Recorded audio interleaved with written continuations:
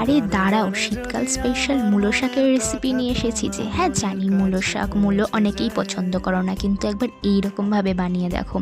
শাকটাকে ভালো করে কেটে বেছে ধুয়ে নিয়ে বেসন, সুজি, নুন, হলুদ, চিনি, লঙ্কা, ধনে, জিরের গুঁড়ো দিয়ে একটু সামান্য জল দিয়ে ভালো করে মাখিয়ে নিয়ে গরম তেলে ঝপাঝপ লাল করে ভেজে নাও।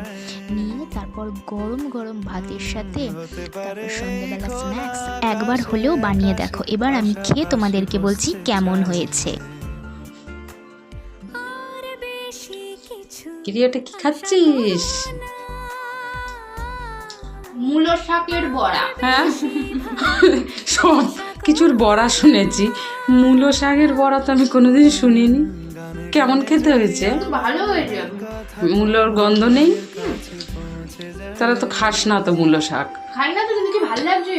তাহলে যারা মূলো শাক খায় না তারা তো এইভাবেই মূলো শাকের বড়া করে তো খেতে পারবে, ডাল দিয়ে।